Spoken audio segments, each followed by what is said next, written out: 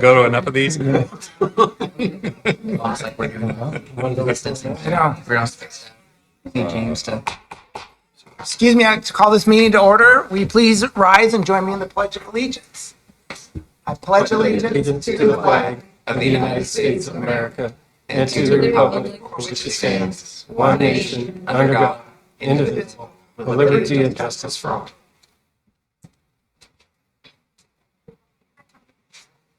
You can start with a roll call. Council President Elberson. Here. Councilmember Rivera. Councilmember O'Halloran. Councilmember McIrvin. Here. Councilmember Prince. Councilmember Perez. Here. And Councilmember Vaughn. Here. Roll call, Mr. Mayor, 2 absent. Mr. Mayor, That's Council President. I move to approve the absent council members. Oh, move. Yeah. There we go. Okay, it's been moved and Excuse. seconded to approve the absent council members. All in favor, signify by saying aye. Aye. And that was to excuse the absent council members. I don't know. We approve of them too. Approve the excusing of the council members. Yeah, exactly. That's what I meant. Opposed, nay. All right, motion carries. And we're going to start tonight with a proclamation, and it's Employee Appreciation Week.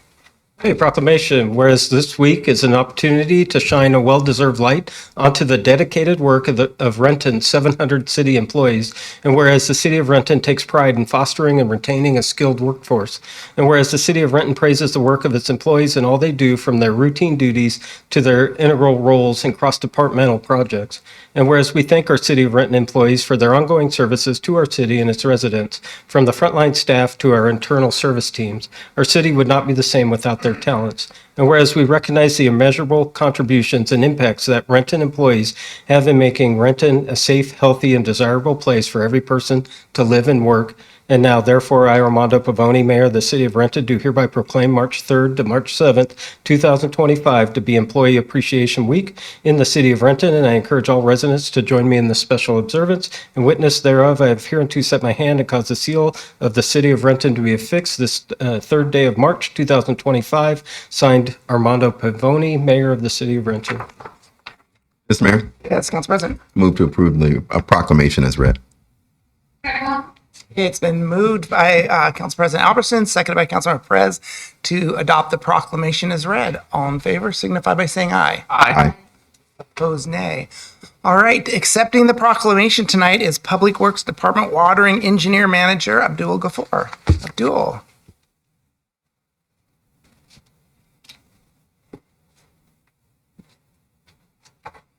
Evening, Mr. Mayor, members of council.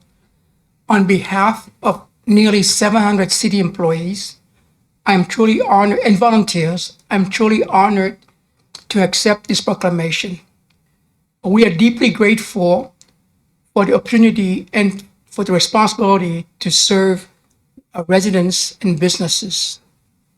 We also sincerely appreciate the city's continuous commitment to providing us with opportunity for development, professional development and growth so that we can better serve the city. Lastly, Mr. Mayor, members of council, I am forever indebted to the City of Renton for giving me a chance to begin and hopefully to complete my career as a public servant over the course of over 4 decades. The City of Renton, Mr. Mayor, Member Council, has truly been a land of opportunity for me and my family. Thank you. Thank you, Abdul. Take a picture, a photo out now.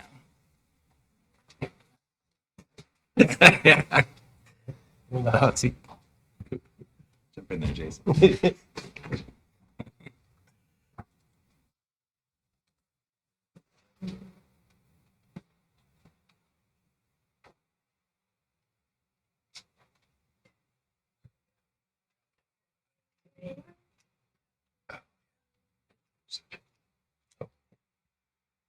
Yes.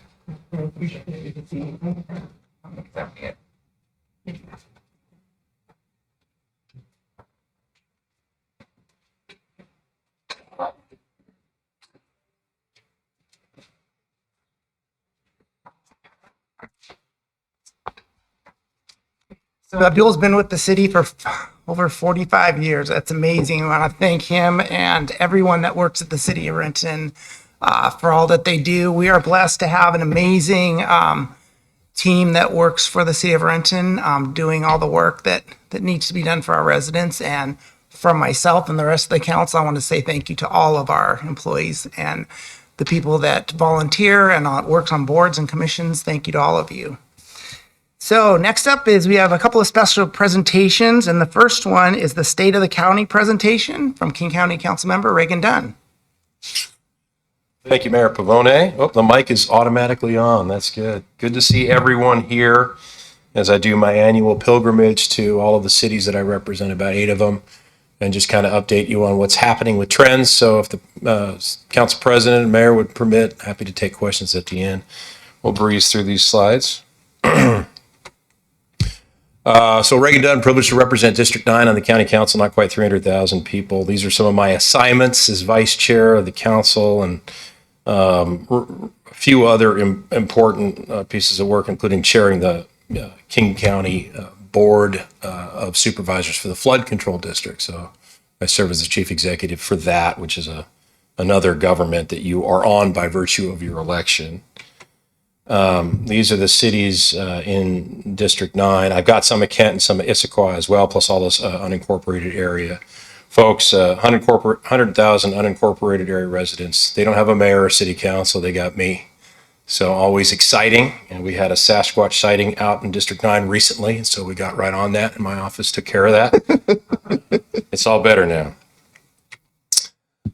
Let me just bring you down to focus in on what's happening and what we're thinking about moving forward at the county council, and really draw your attention to the nexus between how Renton is governing itself and how the county's governing, and how we might be interchanging both good and bad things that are happening moving forward. So I do a survey every year, usually get about 2,000 survey responses back. And this just came back in recently the other day. So I want to tell you what District 9, which is the most conservative of the council districts, is saying out there on their top issues. Reducing crime, improving public safety is the top with 71%. Reducing property taxes, and coming in third is solving homelessness. That really hasn't changed that much. Behavioral health has come way up as number 4. If you look down there, going into public safety, do you feel more safe or less safe? More safe, just 3.5%, less safe, 53.3%, and the same, 42.6%. That's a pretty marked departure. People aren't feeling as safe as they have been historically, and part of that is a result of the crime trends, which I'll speak to in a second. Some of the other questions we asked: do you support the executive's plans to close the juvenile jail by 2028? No, 93.3%. Yes, 6.7%. And so that's in line with what I'm hearing, and was able to unanimously get the vote of the King County Council to keep the juvenile justice facility open moving forward. Do you want to see more or less law enforcement in your community? More, 69.3, less 1.4. Stay the same, 27%. Again, trending with some of the crime trends. Taxes, it's generally, as many of you know, that district that includes Enumclaw and Black Diamond and Snoqualmie Pass and all the way up to where we border Yakima County. That is, it's a tougher place to get taxes passed, as you might know, and that's what that number reflects. Homelessness, 90+% of people in my district do not think King County is doing an adequate job addressing homelessness. And you can put me in that category as well. 92% would support a law requiring the removal of homeless encampments. We polled that question. I thought that was interesting. And I represent about 40% of Renton. So some of those answers are coming from Renton. We have the Renton breakdowns if you want to see what those are. This slide, this is my first dry run on this presentation. The top issues, this should say top issues of 2024 for District 9, by the way. Sorry, we'll change that. Last year, the Harborview Hospital tax was passed. I did vote against it for a couple of different reasons. I won't really go into it. But that will be for the funding and maintenance of operations and capital projects at Harborview Medical Center. You might remember we did a very large bond for them about 4 years ago. As Harborview coming in about $970 million over budget. So the concern that I had was we continue to throw money at Harborview and we're not getting necessarily what we want in terms of results. So I wanted to draw your attention to that. That's what came through. There was also a minimum wage ordinance that passed in unincorporated King County by the council. It creates, King County now has a minimum wage over 2029, which makes it the highest minimum wage of any unincorporated area in the United States. So it's very high. And it's also up there with some of the 2 or 3 cities in the county that have high minimum wages. Another one that kind of went, maybe you heard about it here, you probably did in Renton, the battery storage facility issue, real challenge there. There's a lot of battling back and forth. And, you know, I mean, the energy industry wants to put these battery zonings. It is the future. I ultimately opposed it. I thought the standards were, in my opinion, being set by pro-energy companies and weren't quite thoughtful enough in terms of things like bonding and insurance requirements and setbacks for me to be comfortable with it. But it did pass, and it's now in the county code. So that's that. Switching off to substance use and recovery. Last year, I came to you, and when I saw you this time last year, the 2024 data didn't exist yet. So all you saw was this ricocheting number up to 1,339. So we were losing about 4 people per day in King County from overdose deaths. And I might have mentioned it was looking like it might turn around. It turned around a little bit. That's a significant number. Now, UW study has said that maybe it's down because the individuals with a higher propensity to overdose had already died. I don't know, but this at least is less people dying in 2024 than 2023. I'd like to think that maybe something we are doing is making a difference. It was getting pretty bad and out of control. The question is, what will we see next year? Will we come down? I mean, is this just a result of the availability of fentanyl, sort of the reverberation of the pandemic playing out? I'm not sure anyone really knows, but at least that's a start. And a lot of data I'm going to present to you isn't good data. So let's take the good stuff and kind of make a mental note that maybe we're making some progress. I hope. Some of the things we've been doing at the county, our Laced and Lethal program, which is really good, trying to let folks know that it just takes one pill to claim a life. Or Don't Count Us Out, which is an anti-stigmatization program, because 90% of people won't seek treatment because they're afraid of the stigma associated with being seen as somebody in recovery.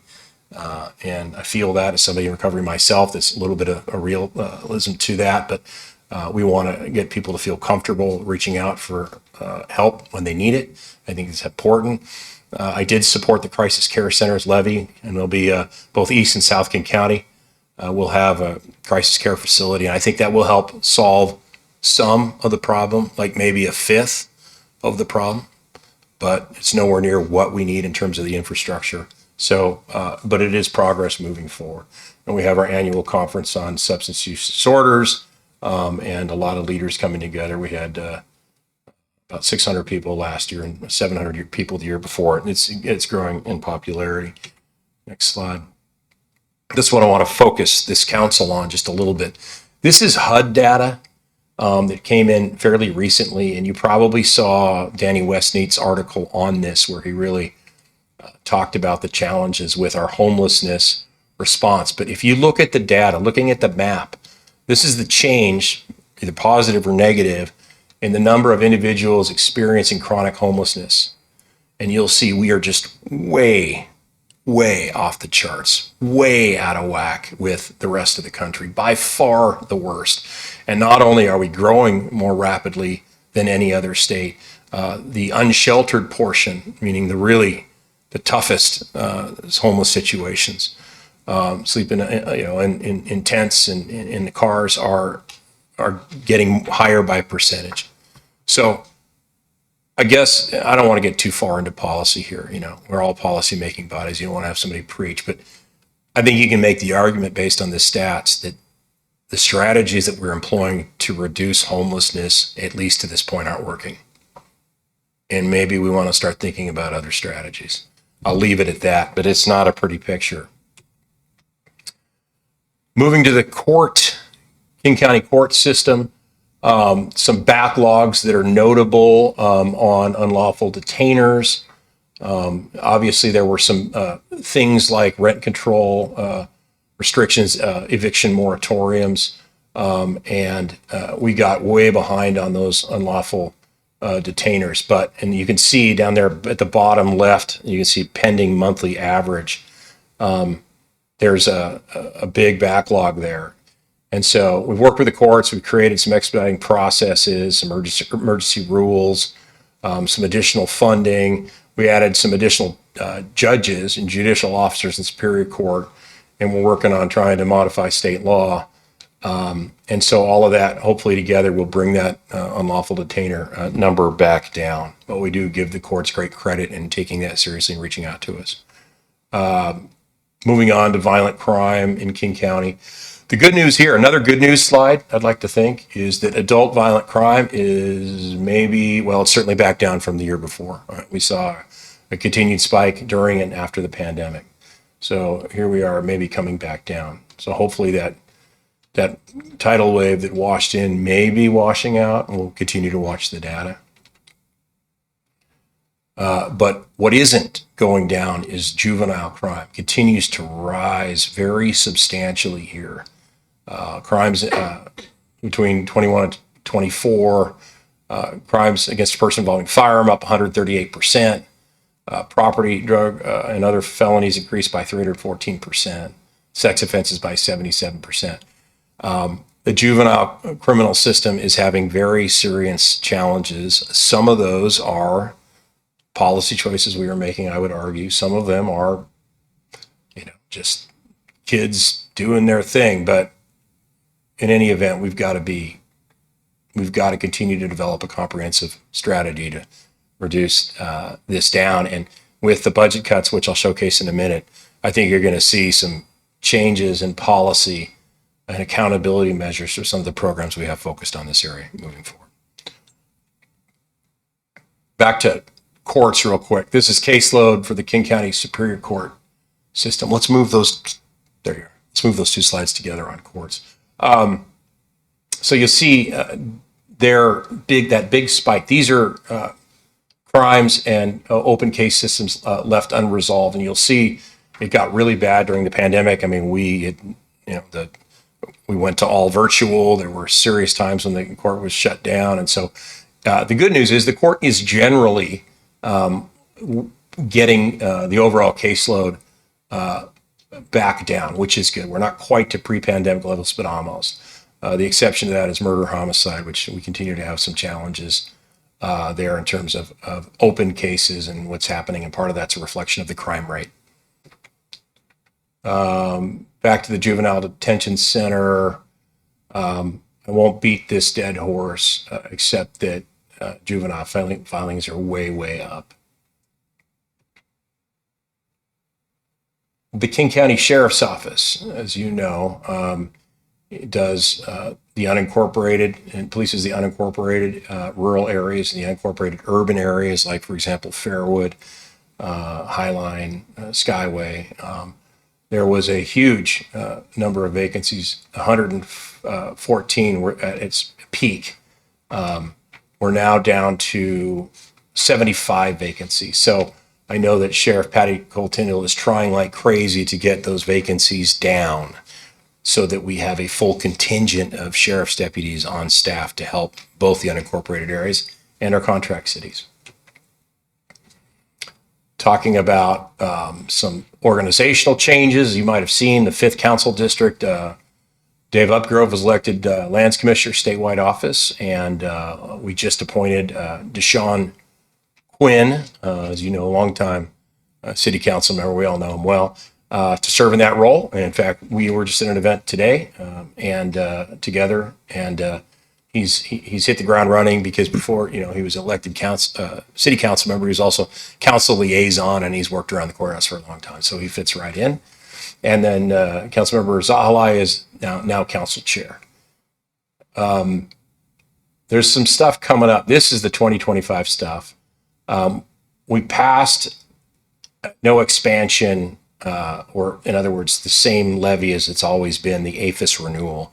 Okay, that one went through and will be on the April ballot. So it's no net tax increase. It's revenue, what we call revenue neutral. There's a parks levy, and that one, which we will take up in mid-April, will be sent to the August ballot. Now, right now, as it's constructed, it's asking for a 24% tax increase on parks. And so there's going to be a lot of discussion and have negotiation whether we want to raise taxes or not. Maybe make it like we did with APHIS, just keep it the same as the past 6 years. That will be a heated debate, I suspect. And look for that in April and for the August ballot. I'm sure it'll make the ballot. The question is what it'll look like. There's a supplemental budget coming through. There's an EMS levy renewal that will be on the November ballot. We are the safest place in the United States to have a heart attack, if you can say that. 56% survival rate. By contrast, it's only 6% in the city of New York. So we do really well.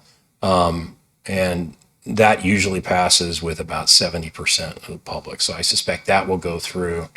And then there's also, I heard today that several council members are working together on a roads improvement district that would benefit, it would actually benefit transportation improvement districts, the right way to say it, potentially countywide, potentially unincorporated only, that would be designed to put something like half into transit, things like transit mobility and transit safety, and the other half into roads. So we'll see how that comes along. But that's a lot to ask of the taxpayer. So just be aware that there's going to be a lot of challenges, and that doesn't include what all the other 39 municipalities in the county will do at the same time. So be aware of these things coming down, and as they might have the effect of stomping on whatever cities might also, or school districts and fire districts and hospital districts decide to put on the ballot as well. All right, King County budget. Let's get into the meat of this presentation. We're looking at a roughly $150 million shortfall for the next biennium. And this is the executive's proposed cuts. So, most of the other funds are doing well because they don't involve the 1%. They are their own dedicated funding stream. This is the general fund levy. And so the executive proposed, for example, a $30 million cut to the sheriff's office, $15 million to the prosecuting attorney, $15 million to Superior Court. Those are pretty big cuts.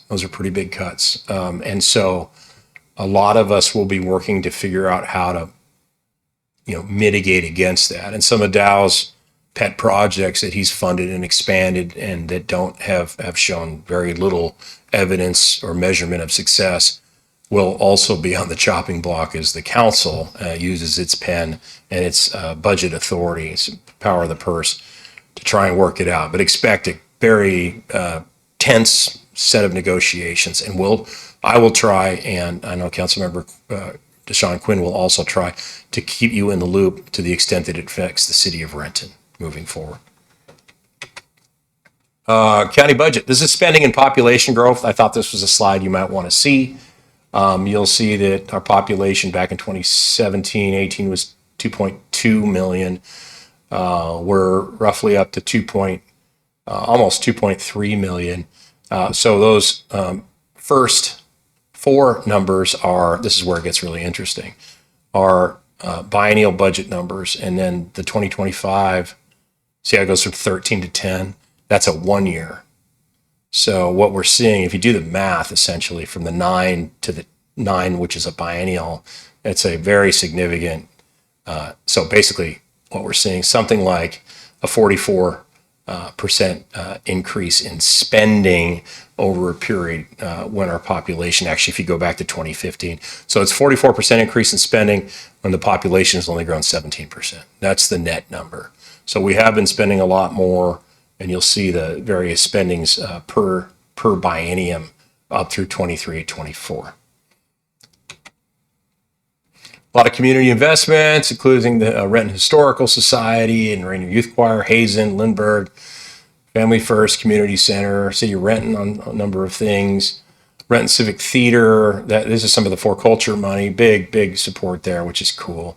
And a number of other programs that I think you can be proud of that do good work in your community. And that For Culture money, we work really hard to make sure that it gets out to the suburbs and it's not just hogged by Seattle and Bellevue. A lot of grant opportunities, both through District 9, Parks Levy grants, Veterans and Human Services, Conservation Futures, Best Starts for Kids, For Cultures, King County Flood Control District. And my job, one of my most important jobs besides setting policy and budget, is to help connect members of the community to the various grant opportunities to exist. And I want to make sure that Renton gets its fair share because these are tax dollars coming out of your city. This is just rating of elected officials. You can look at that on your own time. I don't want to get too far down on that. You want, oh, all right, there you go.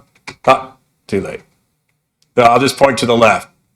My man Dow's got some work to do in his ratings, but anyway, I'll give you guys these. You can look through them later. That's good stuff, though. All of us at King County want to continue to have a good, strong working partnership with the city of Renton, and want to make sure that we handle. There's a lot of uncertainty with the current administration in Washington D.C. What will and won't be cut. At the end of the day, when the smoke clears, what are we looking at? We have to be thinking proactively, both as a city, and you know this, and as a county. We've maximized our rainy day reserves funds. I'm a little leery to add a bunch of new taxes when I don't know what we might have to be responding to. We need to keep a shock absorber in place. So you'll be seeing sort of that approach moving forward. And the good news is we don't pass our budget, which will be a biennial budget, until November. And so we'll be able to see, hopefully, with any luck, where we are really restricted and where we are not. So that's just a presentation. And if the mayor's council pres will permit, I'm happy to take questions. Any questions? Mayor? Yes, Council President. Thank you very much, Councilmember Dunn. Very comprehensive report here. And first off, congratulations on your rating. Yeah, I know you want to breeze by that, but very impressive. I would be on that end as A lot well. of pancake breakfast. 4 or 5 in, right? Yeah. You know, the most out of all the data here, the most telling to me, as you pointed out, is the homelessness rise. 4,295 in Washington. By far, I wouldn't be surprised if 4,200 were here in Western Washington, to be quite honest. I'm curious if of the states that have an appreciable decrease, New York down 597, California surprisingly 962, Tennessee down 280. If there's anything that can be gleaned from any actions that they took, ordinances, structures, whatever approaches that they took that they tied those decreases to, that we can learn some lessons from. Yeah. To do Well, I'll give you my opinion on it. Having toured a number of those, I think, I got a chance when we are creating the Homeless Governance Authority, which I voted for, by the way, and said this might not work, but I'll vote for it for us to try. And I was pretty hard on Mark Doan's approach to how he handled it.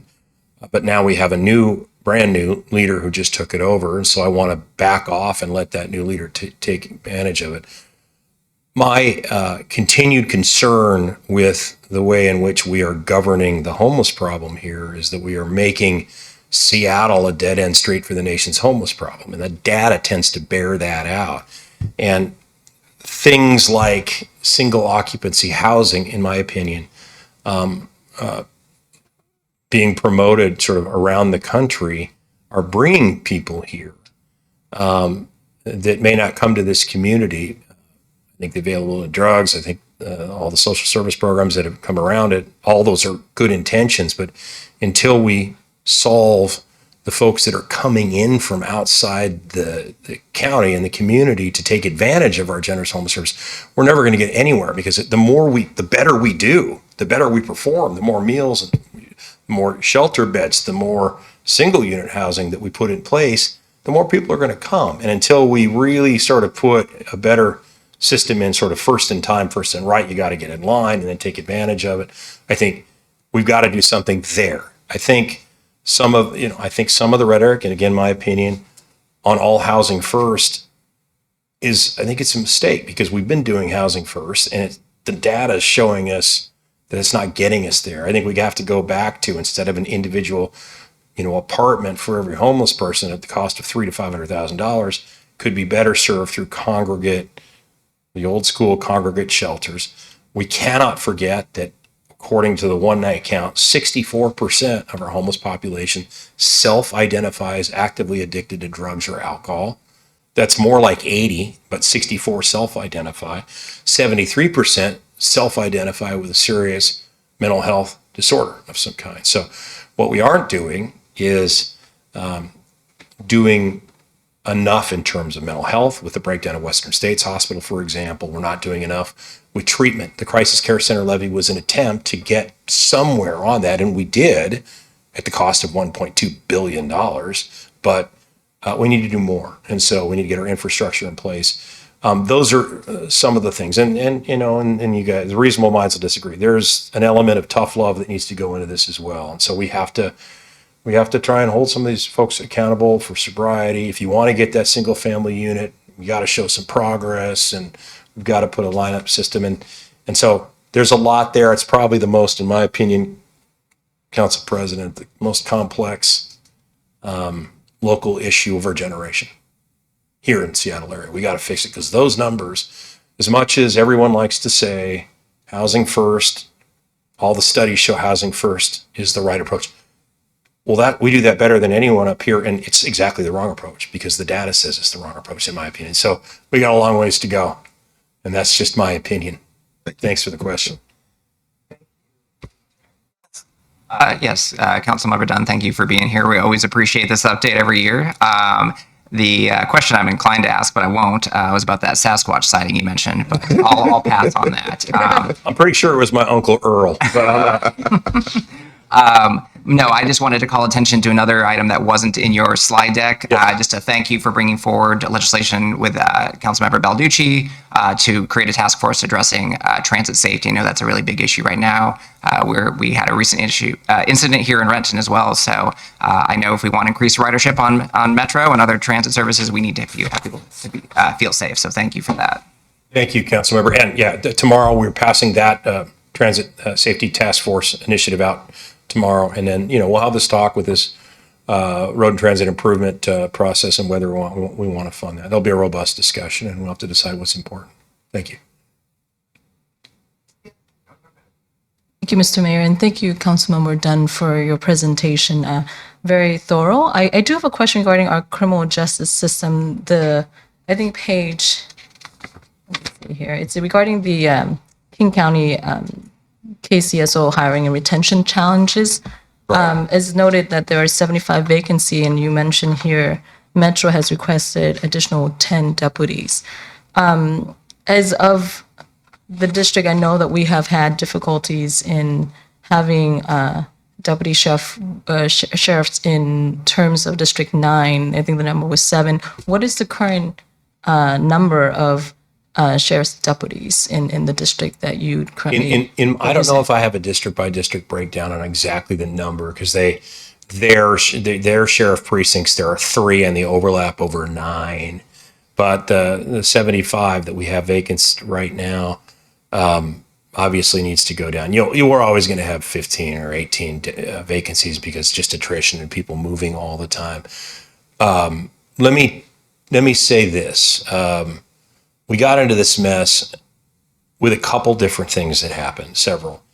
One, our prior sheriff, our last elected sheriff, would not take laterals and insisted that they all go through the training academy, and that we were only assigned 3 spots per class. So that's a problem. And we didn't take the laterals. Then what happened is there was sort of the defund the police movement, which created a situation that was pretty intense here, where a lot of law enforcement didn't want to transfer over to this point, and that created a recruitment challenge, which has been countered a little bit by a hiring bonus. And Seattle just went in with a $50,000 hiring bonus, which is interesting.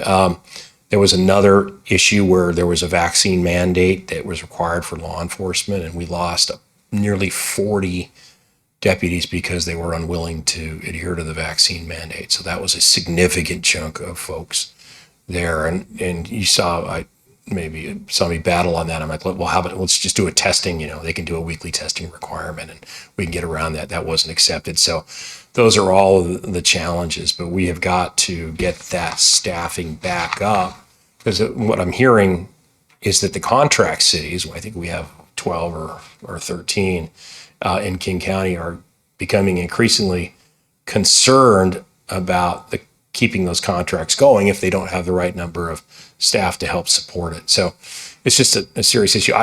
Patty Cole-Tyndall's an excellent manager. I have a lot of respect for her. She's doing everything she can to bring in more deputies, but we really gotta get them back in here as soon as possible. And there just aren't enough. If you look at, finally on that question, if you look at the data per deputies per 1,000 population in King County, it's around 0.57 deputies per 1,000 people.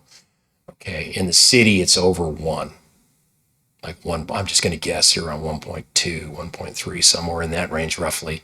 And you might expect a rural unincorporated police force will have left, but we're down on the lower end of unincorporated areas around the country, having seen some past data. So we got to get those up. And, I want to fund the 10 for transit. That's really important. But if we are missing 75, that's got to come out of all the other departments. So we got to figure that out. And the best way to figure it out is to hire more deputies. So maybe these $50,000 bonus is necessary. I don't know. I'm willing to do it. We can find the money. Thank you. County Council Member Dunn, how are you doing? Thank you. Thank you for coming and giving such a great presentation tonight. I do appreciate you giving your Monday night to us.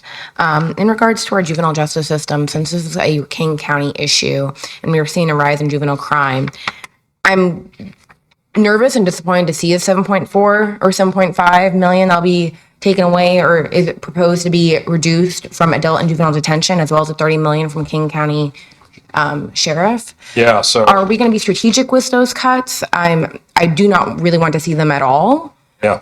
with the rise in juvenile crime, but how are we going to go about those? Well, okay. So great question. And so remember, this is Dow's proposed budget. And so, he's,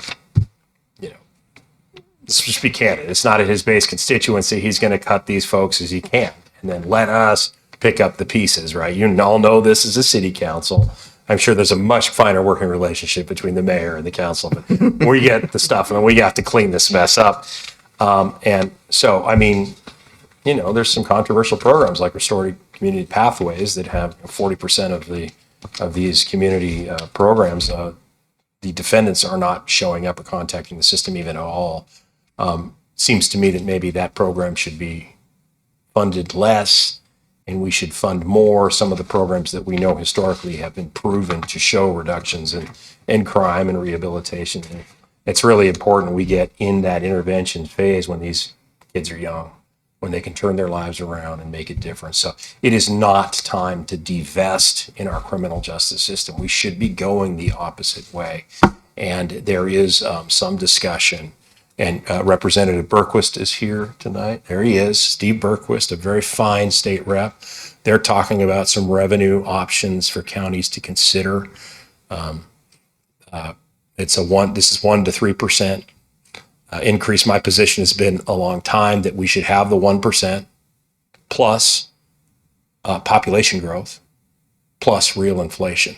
It's still 1%, but then everything else is flat. You know what that ends up being? Pretty close to what Steve's talking about. So I think some of these additional tools might be helpful. But we also need a cap, because with great respect to our state legislature and our city council, sometimes if we give a lot of authority, it will get taken always. And I saw that with the King County Library System.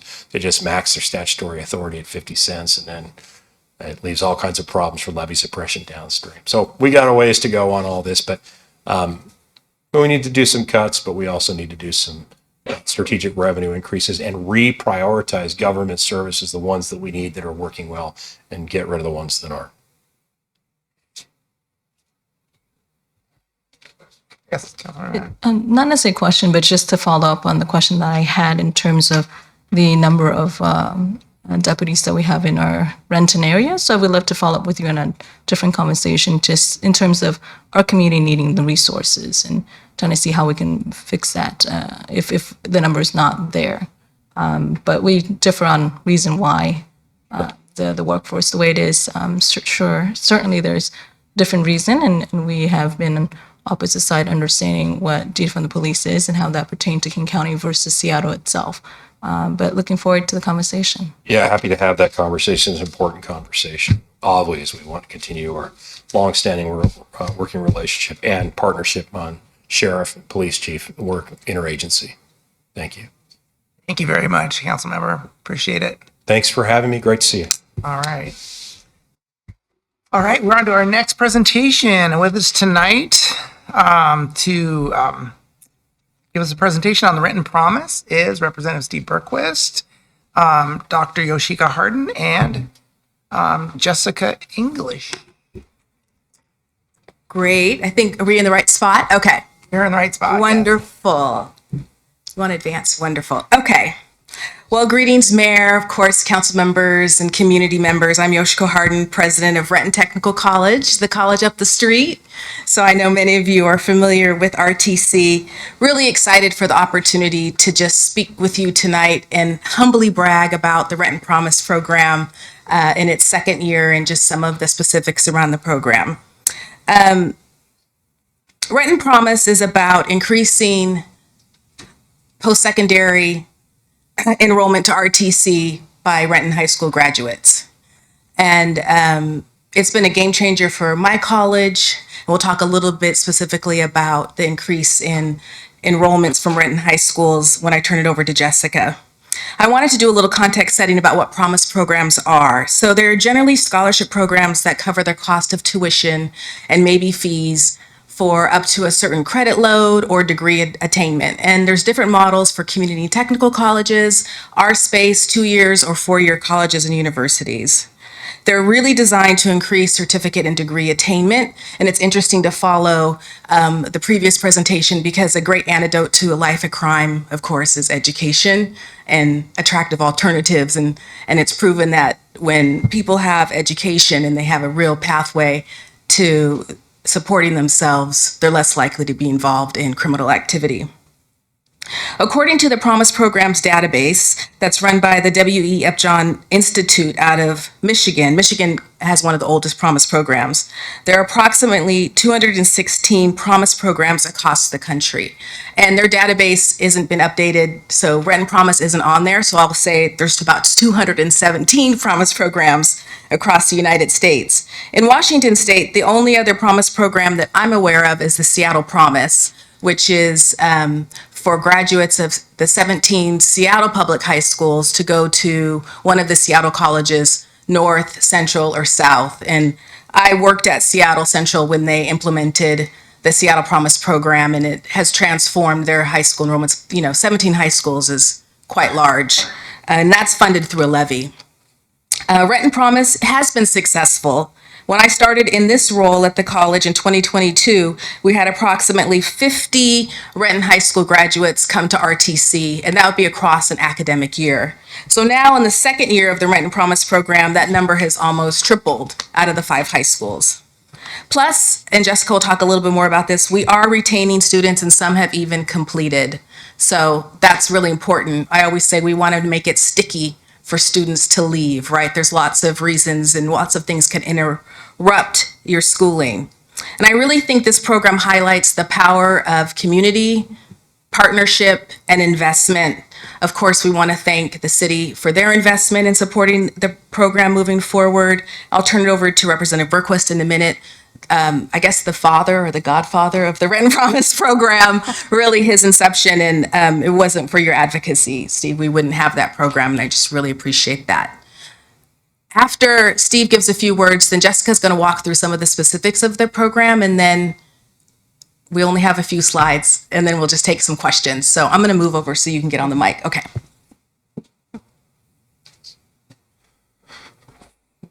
Mayor Pavoni and Council President Alberson, members of the council, Representative Steve Bergquist, really excited to be here today. Thanks for the invite, and just to really appreciate the partnership that you've put forward as a city to really go to bat for our students. I've been in the legislature with my 13th year, but this is my 22nd year teaching in the Renton School District. And during those years, I've mainly taught high school social studies at Lindbergh High School, also taught at Hazen and coached at Renton, Lindbergh, and Hazen. So I've gotten to see quite a few of our students, especially in their high school years as they progressed. And a lot of those students just didn't know what their opportunities were after high school. We have an amazing college grant program. Essentially, about 50% of the students in the Renton School District qualify for a full 100% tuition paid for 4 years anywhere in the state. It's a really great program. But if you ask a lot of those students, even the seniors graduating, they would have no idea that they qualify. And so kind of part of the secret sauce of this College Promise program that I was trying to envision, and when I came and talked to Dr. Hardin and Mayor Pavoni and the council, everybody seemed to be on board just questioning, but what does this really cost? The real thing I was trying to get at was how do we get students to get in that door, to just take that first step? And my thought was, tell them that their college is free no matter how much their family makes.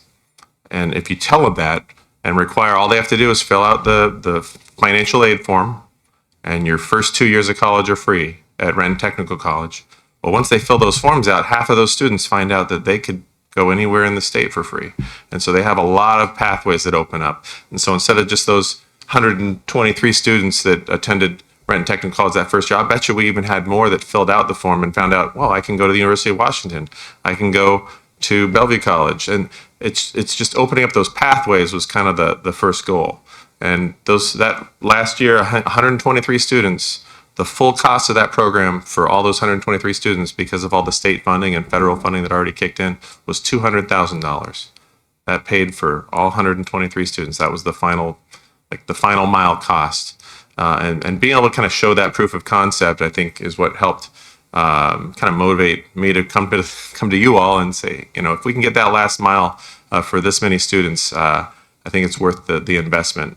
I'm still working on my end. We have a House Bill 1587 that would double the money that the city is putting up in perpetuity. So I'm real hopeful to get that across the finish line. And I think, kind of continuing this partnership for the long term would be just an amazing investment, and really appreciate the work that the city's putting forward. Good evening, council members. My name is Jessica Gilmer English. I'm the Vice President for Student Services at Renton Technical College. Thank you for having us, Mayor and council members. We appreciate the invitation to share with you. I'll share a little bit on the framework for the Promise program, just to put some bumpers on how the program is operating. So it is a pilot program currently. Through this biennium.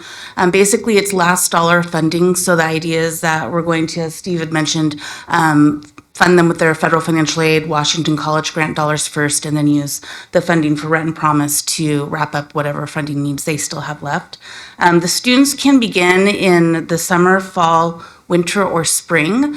And this was a specific strategic decision that we made in terms of having access to the program for students who maybe when they're graduating, they're not quite sure if they want to start in the fall, and that's okay. We'll be welcoming some new students this spring quarter. The largest enrollment happens in the fall, which is unsurprising. But the opportunity for the students to come to us a little bit later if they weren't aware of the program or weren't ready to commit has been really key. Another thing that we did purposefully was make sure that we allow for part-time attendance. Some Promise programs require a student to be full-time during the duration of their schooling, and we wanted to have this program be accessible in terms of entrance points and then also credit loads that the students can take, so they can have some options in terms of how they are navigating their higher ed. I'm going to spend a couple slides just showing some highlights of the program. This has been mentioned already, but indeed it was quite exciting to see the enrollments from students coming directly from the Renton schools to Renton Technical College. Being a technical college, we serve an older student set typically. So having some vibrancy from younger students on campus has been really fun. The students have been involved in student leadership. Last year, the student government president was a Renton School District graduate. So that's been really incredible. As mentioned, we've more than doubled the number of students coming directly to Renton Technical College. The majority, of the enrollees are coming from Hazen High School, which is just up the street from us, followed by Lindbergh, Renton, and then we have a few from Tally. We really want to try to increase the enrollment from Tally High School, so we're working towards that. It's a very diverse group of students. It meets or exceeds the racial diversity of the Renton School District, which has been also a wonderful addition to our campus community. A few other things to note, we have a lot of students interested in transfer programs, and as a technical college, we offer a handful of transfer degrees. We have pre-nursing, we have business, and we have computer science. So we do see a lot of students enrolling in general education courses. However, we do also have lots of students enrolling in our professional technical programming across all areas of study that we offer. Some that have higher enrollments than others. Automotive has been very popular. Medical assistant, welding are among some of the prof tech areas that we see a lot of enrollment in. We've had 11 completers so far, which we're really proud of. A few of those folks are running START students, and others are students completing shorter programs than a 2-year. But certainly we'll be interested to see what the completion looks like at the end of the spring, which will mark the 2-year length of the program being in operation. And then also we hired a full-time staff member to work with the Renton Promise students. Her name is Lydia, and she is a graduate of Lindbergh High School. She is very connected to community. She has siblings still in the Renton schools, and she's doing outreach at the high schools.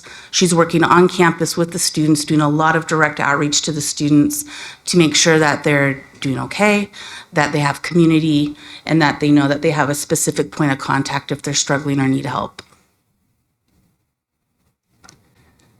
And then lastly, just in terms of sustainability, Steve talked about this a little bit already with the bill that is moving through the legislature right now.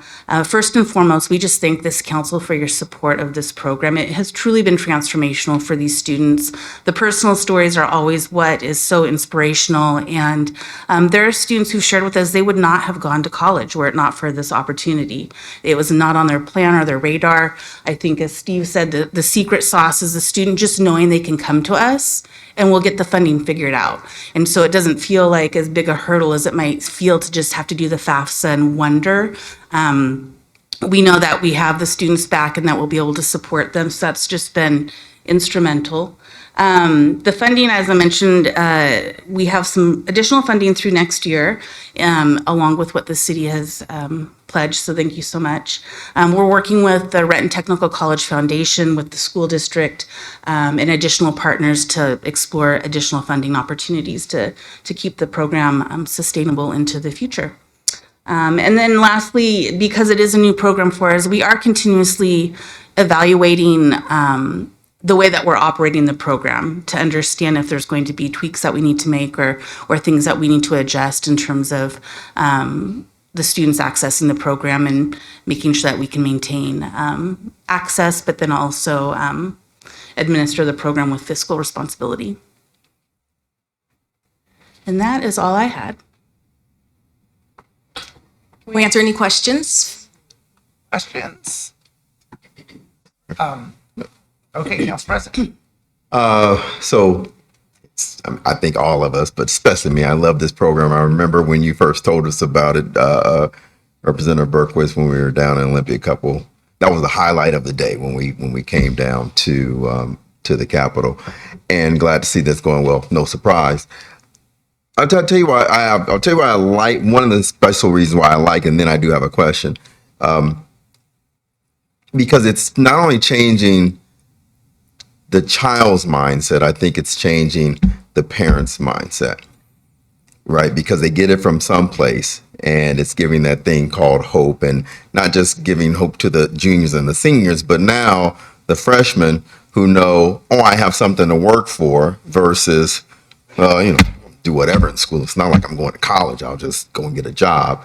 I mean, this, I think, arguably is very transformative in many ways. And that's really the underpinning of why I think this is absolutely crucial. And I don't know why every city doesn't do this. So congratulations, Steve, on doing that, on getting this thing going. I do have a question, though. One of your bullet points made me think about this. You said you had 11 completers in certificate and degree programs. And I'm not trying to put any kind of down on this and that sort of thing, but are there any stats on the people who don't complete, who drop out, if you will? I mean, it happens in regular colleges. Are you seeing a good cohort that are going through and nothing outstanding as far as sound like a good idea? Our This attrition isn't for rate. me. Yeah, attrition and that sort of thing. Yeah. I would say that because the program is still so new, we don't quite know yet. One of the trends we've been seeing, our students are enrolling and they're taking general education classes and leaving. So what we suspect is that students are picking up transfer credit to move on to other institutions that may have a wider variety of transfer option to university. But that is something that we're looking at and trying to derive, some meaning from so that we can understand if there's issues that need to be addressed. Thank you. Yeah, I think at that point, we'll be able to compare Renton Promise with just our regular attrition rate and see if there's any difference. Councilmember. Thank you. Thank you for this excellent presentation, highlight of my night so far. So I really love to see these numbers. And I will, I think, affirm in what you're saying. I work in higher education as well in student engagement. And I've seen more students in the past few years coming in with transfer credits because four-year institutions can be so expensive. And it's more strategic and smarter for them financially to get their credits for the first 2 years at a local community college and then to transfer over to one of those 4 years that they may not have been able to afford previously. At least that's what I'm seeing in a trend in my area of work. And so I think that, again, to just agree with Council President Albertson, everything that's being said, more cities should be doing this, opening up the opportunities. Education is the backbone of our society. We need to invest more in it. I really love seeing these numbers. I can't wait to see more of them, to see kind of where our students are going. And just thank you for all the incredible work that you're doing. Well, can I make a comment about the importance of the family part for this program? And then the families are huge, and the Renton School District has been incredible partner in helping us access and communicate with families or guardians, because sometimes the student doesn't want to go to college. They want to chill. They feel like they've been in high school, they've been in school for a long time, and when the parent hears about the opportunity, they're like, "Oh no, this is something you should really pursue." And students that I've talked to that are in Renton Promise, oftentimes they feel pressure to go to work right after high school and help support the family home. And so maybe they want to continue their education, but it just doesn't seem like the right thing to do, or it's just so cost prohibitive, to your point.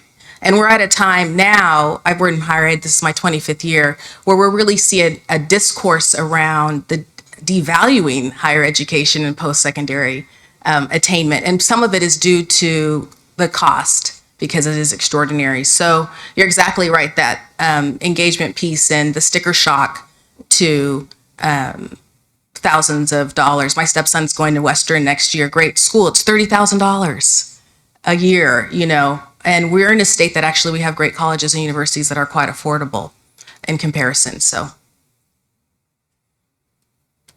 Yes, thank you, Mr. Mayor. I would just want to pile on the love fest for the Renton Promise. Thank you so much for being here. It's exactly what we should be doing, and I'm very hopeful that Rep. Berquist, your bill passes, because we definitely need that in our region.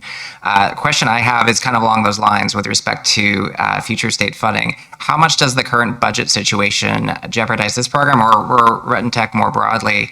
I know the governor announced last week 1 day a month furlough for state employees, or proposed that, I should say, as part of his solution to the budget situation.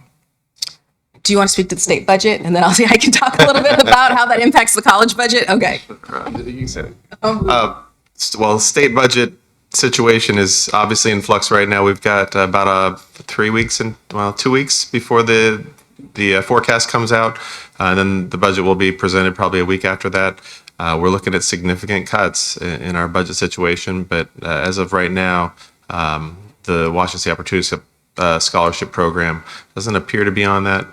There's no bill that would cut that program. So the hope would be we could get this moving and not experience a cut. But community technical colleges are looking at significant cuts. There was a $28 million overpayment that I think community colleges are now counting on that we might not be able to keep. And so that one thing could be pretty devastating to some of our community and technical colleges. So the Governor Ferguson's kind of recommendation around 12 furlough days a year through the next 2 years. Our understanding is that wasn't done in consultation with like any labor groups and so we are just kind of waiting and seeing. From my opinion, I think that would be hard to implement in K through 12 or in higher ed, but we'll just see where that goes. We are in a budget crunch right now. I mean, listening to the earlier presentation and Representative Berquist. So we're just trying to make strategic and thoughtful decisions around keeping students whole and like centering students and their experience and not cutting to the point that they can't continue in their programs or do what they need to do. So I think we'll know more when we get the final budget and looking ahead at what we'll have to do. Yes, Councilmember Ben. Thank you, and thank you, Representative Berquist and Dr. Yoshika Harden, and thank you for the school and all your presentation. I have, two questions, but I really want to give kudos to the program as when we first heard of it, and also as someone who, was first in my family to go to college, and to have had this opportunity would have been wonderful, right? And certainly understanding that the gap in scholarships, right? And I'm glad you're working with our Renton Technical College Foundation, and the fact that you're reaching out, making a deliberate effort to reach out to Tally High School. The two questions I have is, one, you might not have the data right now. In terms of the cohort and the students that have enrolled in the Renton Promise, do you have any data regarding veterans and those who are non-traditional students? Is it just the students graduating from high school? So it's really just this, Yes. right? And if there is, they did not complete college, say, for example, but went into service, would that still consider when they come back if we do have the program for longer? The way the program's designed now, it would just be for high school graduates up to their first year after they've graduated high school. So if someone went and joined in the Army or something and came back, they wouldn't be eligible for the Renton Promise program if it exceeded that first year. And that's really unusual. Most Promise programs are a mandatory fall start. And it was a lesson learned from the previous Promise program I worked on, because to Jessica's point, there are many students that reached out after saying either they rebounded from their 4-year and they still wanted an educational opportunity, or they just weren't ready right when they graduated high school. And the other piece that we designed was the part-time. So most Promise programs require full-time enrollment. Most students have to work. And so we tried to keep it low barrier, and we're seeing we have more students going part-time than we did, say, 20 years ago when I started in this field. It was mostly full-time. So things have really shifted. So we're just trying to not be punitive in the design, but also hold on to students. The question? Yeah, thank you. We were talking about partnership in terms of the program. You mentioned 200-something thousand, and then, of course, working with the budget at the state level. From this not being a capped as far as number of students, what is kind of obviously, the more money you have is the better, but to have a sustained program, what would it cost? And then, of course, what is your need from the city and how we can support? Well, I mean, my goal is to be able to fund this with the city dollars and the matching funds from the state. If that was perfect world, $400,000 a year with 200,000 city, 180,000 state, I think would be the match, something like that. So that currently would keep us afloat. But if that was not enough money, I kind of brought the community together on those first meetings and talked to the Renton Rotary, talked to the Renton Chamber, talked to the Renton Schools Foundation and the Renton Technical College Foundation, and kind of took the temperature of all those groups, saying if we needed a little more help each year, if we were a little bit short, would this be something that might be a priority of yours? And pretty much to each community partner kind of stepped up and said, yes, we'd be willing to, in that time of need, be able to continue that program and make sure that no students went without funding. So I think this is what keeps Jessica up at night, because she really has to do the numbers. But I will say, why your investment is so critical, because what we were trying to avoid is to be in a constant state of fundraising, because you can't really plan, and then we would have to limit the number of students in the program. Do you want to speak a little bit to the art and the science of the math? The art and the science. And so when you just kind of timeline backwards the enrollment cycles of your students and the outreach that is necessary, like we're doing outreach now, and we have been actually for several months for class of 2025. So we want those students to feel confident that the program is going to be able to support them if they commit to coming to the college. So it's critical. And, enrollments, they're predictable to a certain extent, but this is still new. And so I feel like this is kind of a learning environment for us still as we see how these enrollments are going. But yeah, absolutely, we want to serve every student that we can. Mr. Mayor, Sir. quickly in follow up to that, did you actually max out the funds? And We were within about $500 that first year. Oh, I think like 50 cents. Yes, yeah, we used nearly every penny of the fund. right, because I know initially when I spoke with Dr. Harden, the sheer scale of how many, I forgot how many students, 200, 100, That first year was 123. Yeah. 123. And when you look at what that would have cost, even at the least expensive college, it's not even close to, and you spent $200,000 or so. So I would say, I think there's plenty of room to run with this, because you just get them through the door, get them doing the application and that sort of thing, and the money that's behind the curtains behind you is really going to do the trick. And quite frankly, I don't know, maybe that'd be a great problem to have, is that we have too many students who want to go to college now, right? So my 2 cents. Great. Thank you very much. Appreciate it. Okay. Next up is the administrative report. All right, good evening, everyone. Join Mayor Armando Pavoni for the City of Renton's 2025 State of the City Address Wednesday, March 26th at 6:30 p.m. The event will take place at the Hyatt Regency Lake Washington at Seattle Southport, located at 1053 Lake Washington Boulevard North. Excuse me. Doors will open at 5:30 p.m. and light refreshments will be served. The City of Renton is excited to announce the launch of the new series, What's Brewing with Ad. The public is invited to meet me and different city guests for casual conversations and receive updates on the latest information about Renton. This Wednesday, March 5th, I will be at Luther's Table from 10 to 11 a.m. The third Wednesday of this month, What's Brewing will be hosted at the Berliner from 5:30 to 6:30 p.m. Check out the Facebook event for more details. Information about preventative street maintenance, traffic impact projects, and road closures happening this week can be found at rentonlaw.gov/traffic. All projects are weather permitting unless otherwise noted. Streets will always remain open. All right, thank you. Next up is audience comment, and we do have a number of people signed up. I want to remind everybody that all remarks must be addressed to the council as a whole. If a response is requested, please say so and provide your name, address, and email address also. Each speaker is allowed 3 minutes. When I call your name, please step up to the podium. There's a timer and a little yellow light. When the light turns yellow, please start wrapping up your comments. And first up is Ronald Bensley.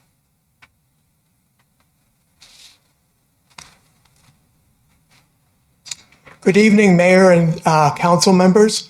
My name is Ronald Bensley. I live at 3913 Northeast 22nd Street, right up by Sierra Heights Elementary School. And email is ronbensley@msn.com. I speak on behalf of Ukraine, not just in fact in terms of the war going on 5,500 miles away, which there's been a lot of very concerning news over the last few days, a lot of really difficult things. But I also speak on behalf of the local Ukrainian community, which in the 2020 census, 21,000 King County residents were identified as Ukrainian, 1% of the county population, also 1% of Renton's population.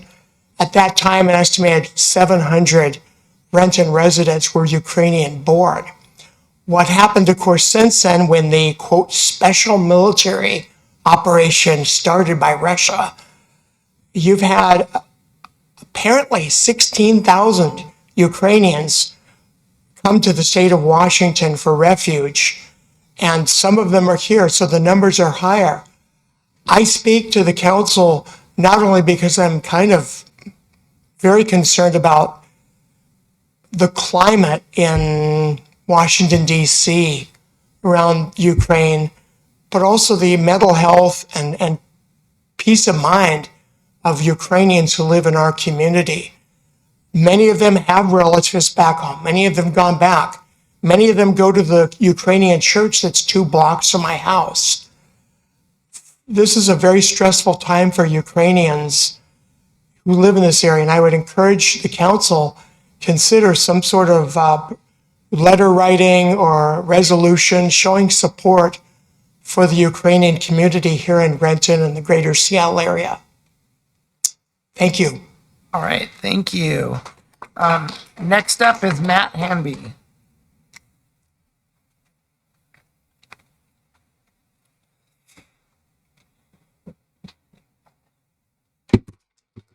Good evening, Mayor Bavoni and council members.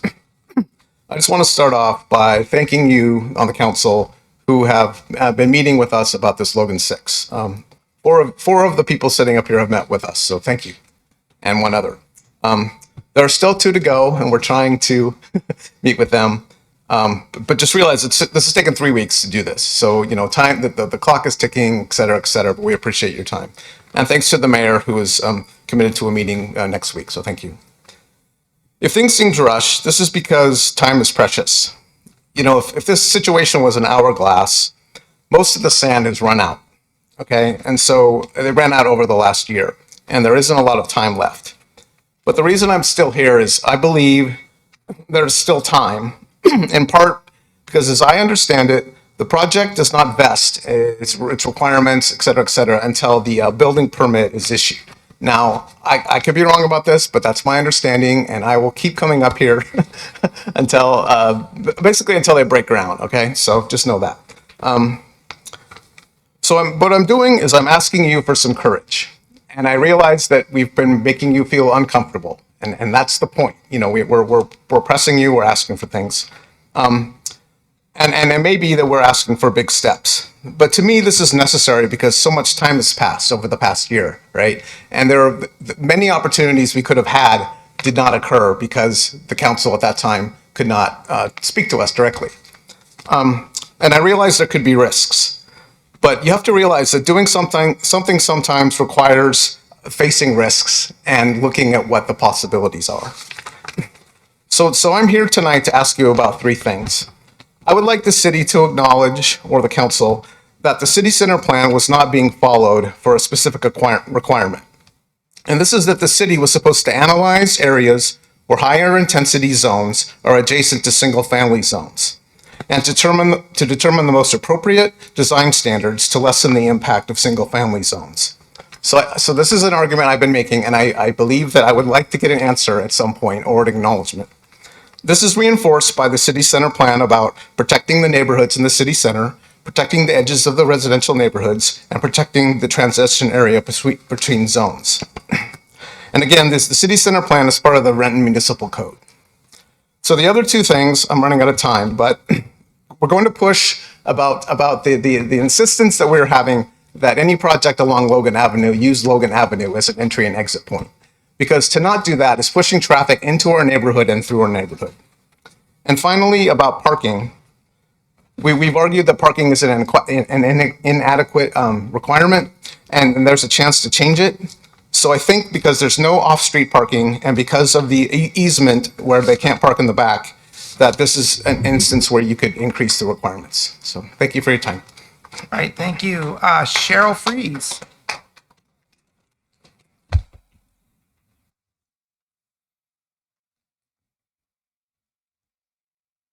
I'm going to try to give back the 30 seconds I went over last week. So mine's going to be short and sweet. Cheryl Freeze, Renton resident, topic Logan 6. I'm not going to reiterate what Matt said about the permit not being issued yet and us hoping and believing and looking through rose-colored glasses that we still have an opportunity to make some changes, excuse me. So I'm going to use the same phrase that I used last week, which is peeling back the onion, and we just keep learning more and more and more. And I think what we're all learning is that when you move forth with a project like Logan 6, that we all understand the challenges that are affecting all of us. And that includes the city, it includes the residents, it also includes the developer. So more than a year ago, I heard Matt ask for a pause until we all clearly understood what some of the definitions were. And what we keep learning is that the definitions are ambiguous. And as we continue down this path, we're still asking for the same thing, that the ambiguity get resolved. So what we learned today was when two or more reasonable interpretations exist, intent becomes applicable as it relates to the law. And I made this statement last week when presenting and talking about the resolution 2708 and the belief that the intent and the specific language asked by the prevailing party was that it was to protect and enhance the North Renton and Kennydale neighborhood. So the law that we're learning about is something called, and I hope I'm pronouncing this correctly, contra pro forentum.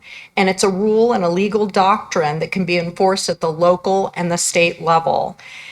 It places fault on the party who creates or introduces the ambiguity. And we think that there's significant ambiguity as it relates to linkage, admin codes, comprehensive plan, city plan, etc. I am going to still try to give it back. So I'm not going to go into total detail on what the language translates to, except for to say it is against the offerer and it's meant as a punishment. And it goes for the party that isn't the prevailing, it goes against the party who actually introduced the language. So I believe that we still have time to do the right thing. We don't want to be known as a city that doesn't want developers to come to this city. We want to welcome them. We've said that from the get-go as individuals and as the association. And so we'd really like to ask you all to do the right thing and clarify the definition so there is no ambiguity moving forth. Thank you. All right, thank you. Next up is Sarah Becker.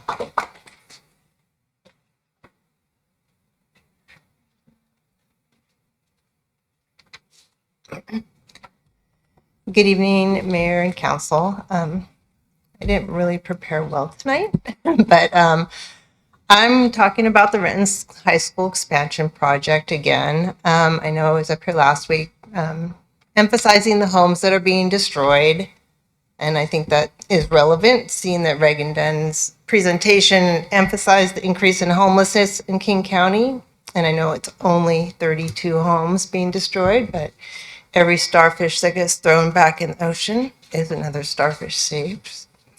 So what I learned last week was that one of the businesses that has been eminent domained by the Renton School Board, one of the businesses that's to the north of the Renton High School in that little neighborhood that's being demolished, was going to be a Chihuly glass studio.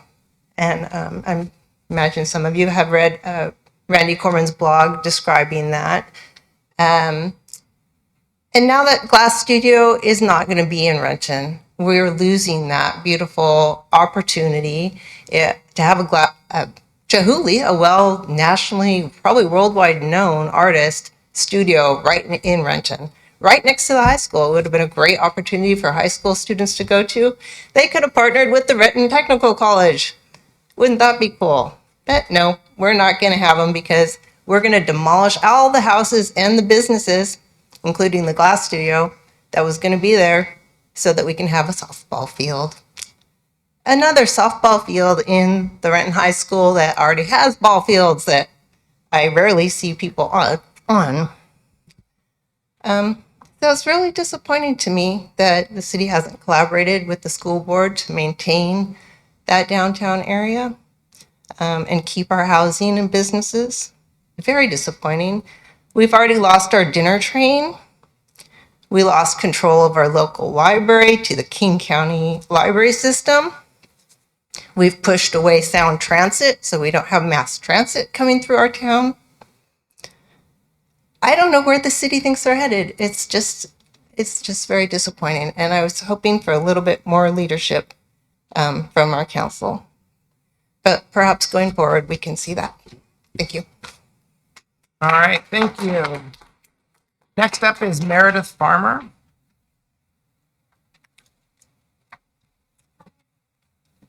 I have a couple items I wanted to address you all on. Meredith Farmer, Renton resident, North Renton.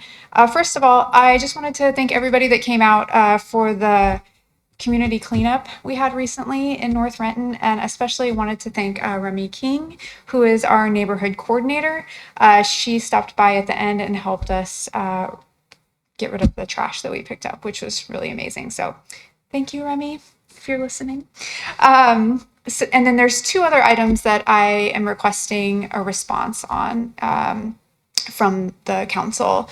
And both are really questions, maybe calls for assistance. The first one is about the park and 6th building. So I have reached out multiple times to many of you about the status of the park and 6th building, and I appreciate the feedback because I know I've been given a response when I've reached out. What I'm hoping to hear is how I can expect information to be forthcoming on a consistent basis and where I can get that information from, not just reaching out to individuals haphazardly. So perhaps there is a venue. I know that there is the safety meeting. I can't always attend that, but if I could just hear from whom and when I can expect regular updates on this building, that would be great. And secondly, the high school expansion. So I also attended the special school board meeting on Thursday to discuss the invocation of eminent domain. And we heard from neighbors whose homes are possibly going to be, condemned, and businesses as well. And I was really disappointed in the lack of compassion and empathy that was displayed by the school board members when I can't even call it a debate when discussing whether or not to pass that. And I think what I would like to understand is, why is it acceptable for us to be tearing down houses and businesses right now when there's a shortage to replace them with a ball field, right? So I would just really like to understand that information more clearly than what we've heard so far, which is that the school board believes that we should have parity with the downtown Renton High School to other high schools around. So we want the same size facilities and whatnot to neighboring high schools. This is so far, I think, the answer that we've received. And I just like to understand a little bit further the reasoning behind that. Okay, that's my time. Thank you so much. Thank you. Okay, Bob Baker.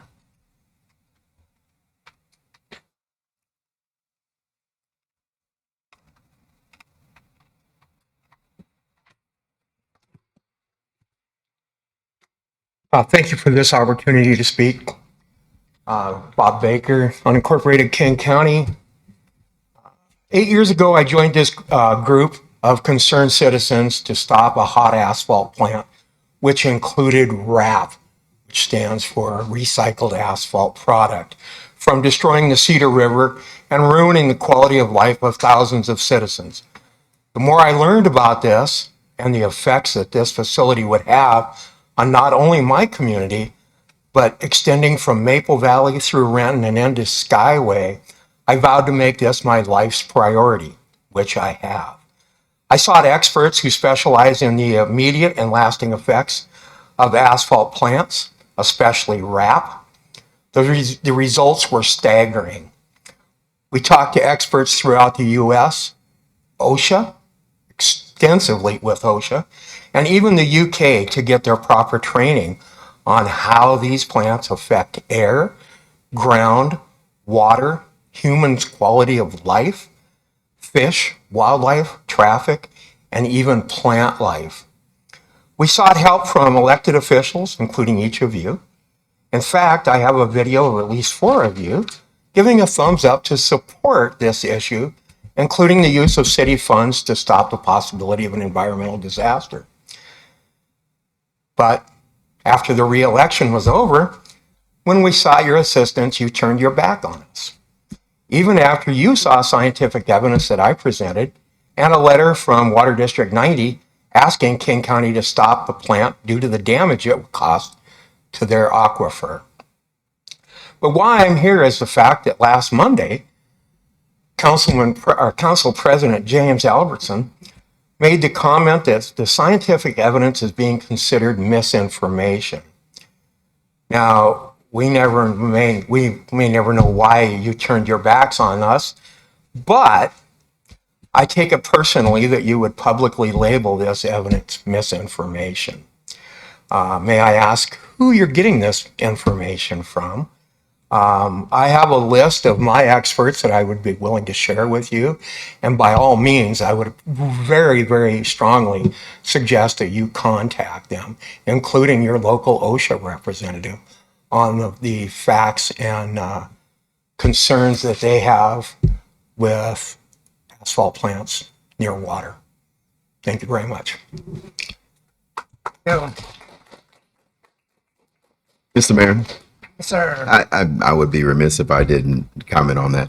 What I was saying was misinformation. I was not referring to the scientific information. I was referring to the information that is being disseminated to many of the residents, causing them to email us and saying, you can take it by eminent domain and quoting an RCW where it just is not accurate.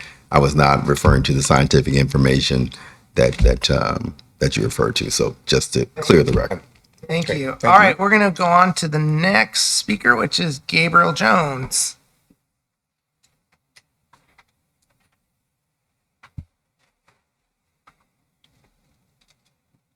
Howdy folks, my name is Gabriel Jones. I'm a Renton resident. I'm here to talk today about multiple modes of transportation here in Renton. A few months back I had my car stolen, which was a brand new adventure for me in learning how to walk and bike everywhere. And I heard this was focused on during the latest council retreat. I thought it was really important to bring up again. Did you all know that one pedestrian gets hit by a car per hour in the US? That's kind of terrifying. You know, when my car got stolen, I relied on my bike or my feet to go any and everywhere. In fact, if I was not planning on lifting up the night, I would have had to walk home in the dark, and that's happened a few times. Lack of sidewalks present a big risk. Super narrow sidewalks risk me getting hit by a car every night, especially in areas where it's not super well lit. So I think that's really important. Also, it really affects accessibility. Think about older people who may need scooters or wheelchairs to get around. It's going to take up more space. So if we don't have good sidewalks or good crosswalks, it really puts them more at risk of being harmed by just fast moving traffic. So I think I would love to see, I know we was talked about was something that's very important, and I was really love to encourage that, a good focus on that, of seeing more modes of transportation, better sidewalks, and more crosswalks, and the idea of keeping pedestrians safe, and making sure we have multiple ways to get around, not just cars. Thank you all so much.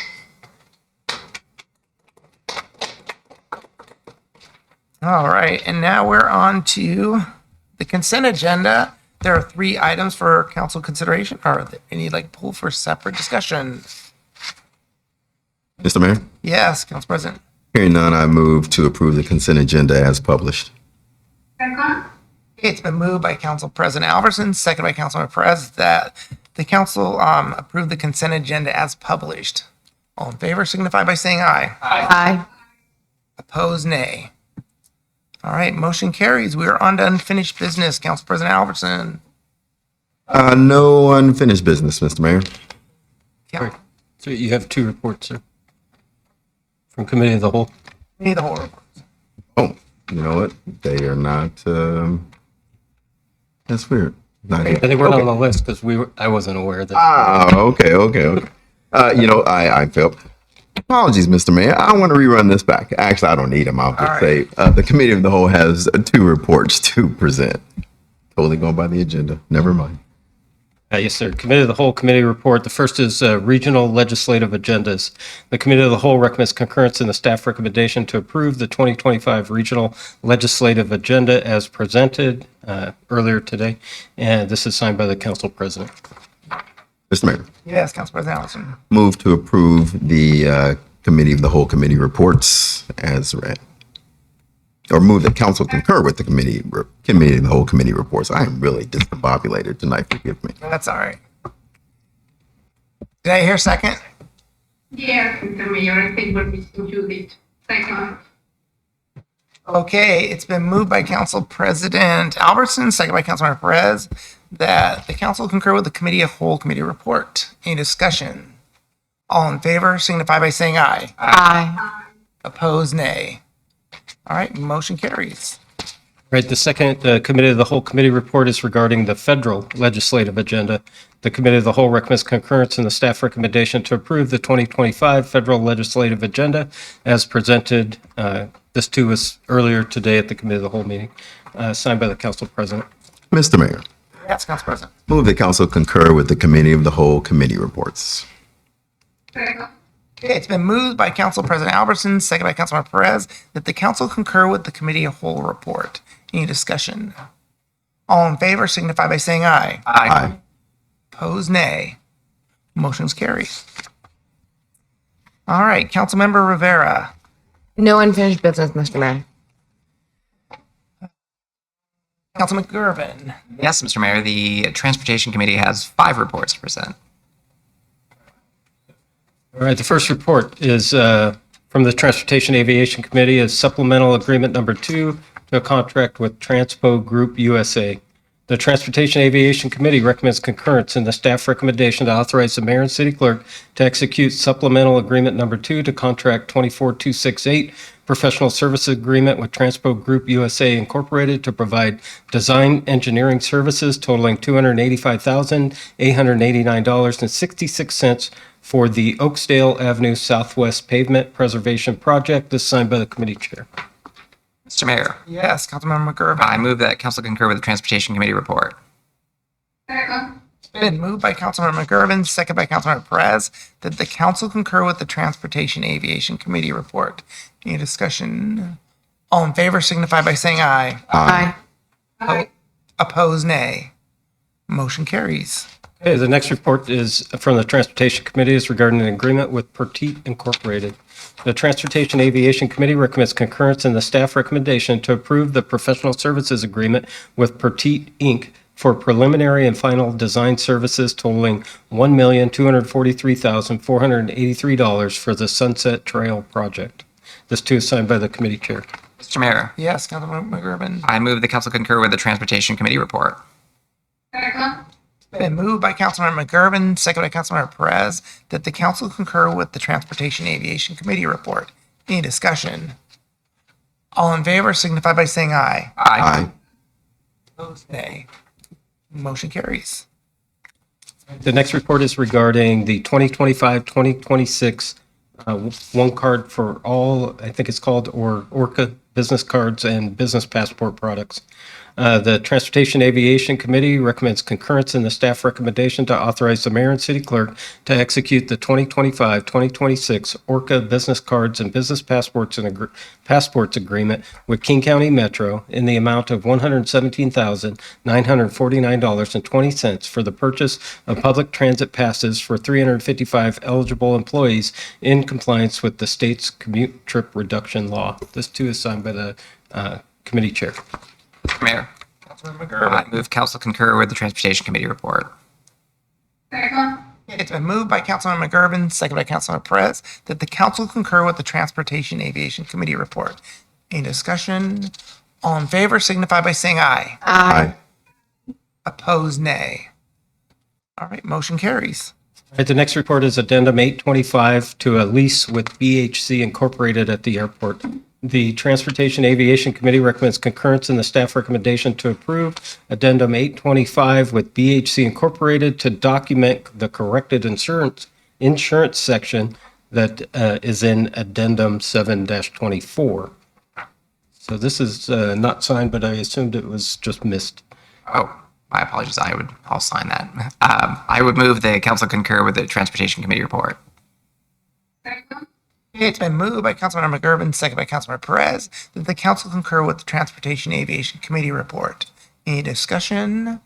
All in favor signify by saying aye. Aye. Opposed, nay. Motion carries. Okay, and the final report is for the Transportation Aviation Committee is Amendment 725 to a lease with Bazaar LLC. Also at the airport, the Transportation Aviation Committee recommends concurrence in the staff recommendation to approve Amendment 725 with Bazaar LLC to document updated notices, a rate increase with a lease revenue of $111,520.39 on an annual basis. This is signed by the committee chair. Mr. Mayor, Councilmember McGurven. I move the council concur with the Transportation Aviation Committee report. Second. Been moved by Councilmember McGurven, second by Councilmember Perez, that the council concur with the Transportation Aviation Committee report. Any discussion? All in favor signify by saying aye. Aye. Opposed, nay. All right, motion carries. Thank you. We're on to Councilmember Perez No finished business, Mr. Mayor. and Councilmember Van. No unfinished business, Mr. Mayor. Brings us to the legislation, and we have none. So we're going to move on to new business, which we're going to start with Council President Alperson. All right, let me get back on track here. On Monday, March 10th at 5:45 p.m., the Committee of the Whole will meet in the Council Conferencing Center. There are two items on the agenda, the I-405 construction status update and the Rainier, or number two, the Rainier Avenue Phase 4 progress and schedule. And then at 7 p.m., also on Monday, March 10th, the regular city council meeting will occur here in council chambers and via video conference. That's all, Mr. Mayor. All right, thank you. Councilmember Rivera. No new business, Mr. Mayor. Councilmember McGurven. Thank you, Mr. Mayor. I would like to announce the Planning and Development Committee for Councilmember Prince, which will be occurring at 4:30 p.m. on Monday, March 10th in the council conference room and via video conference. There's 5 items on the agenda. First, conversion of commercial to housing briefing. Second, House Bill 1110, House Bill 1337 middle housing briefing. Third, CAO update proposed standards briefing. Fourth, House Bill 1590 projects update. And finally, emerging issues in CED. That's all, Mr. Mayor. All right, thank you. Councilmember Perez.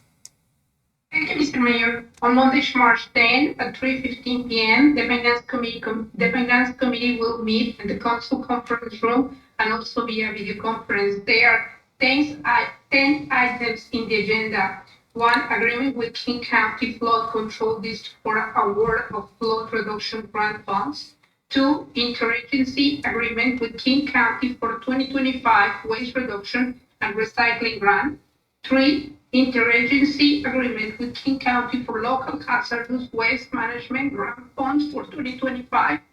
4, interlocal agreements with City of Laguna for electronic home monitoring program and related services. 5, interagency agreement with the Administrative Office of the Courts for Community Court Retreat grant funding. 6, grant funding for the administrative offices of the court for supplemental community court funds. 7, limit term city hall customer service position conversation. 8, contract for downtown business district clean initiative. 9, vouchers, and 10, emerging issues in finance.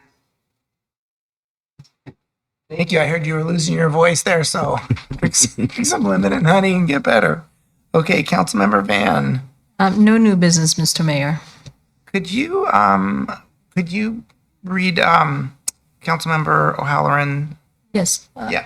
Yes, in place of Councilmember O'Halloran for a Community Services Committee, there is a committee meeting on March 10th, 2025, Monday at 2:30 p.m. The location is at the council conference room or via video conference. We have one item on the agenda, that's recreational programs and operations update. Thank you, Mr. Mayor. Thank you. All right, we are finished with new business. What's the wish of the council? Move to adjourn. It's been moved by Council President Albertson, second by Councilmember Gervin, that we adjourn. All in favor signify by saying aye. Aye. Opposed, nay. We are adjourned. Thank you.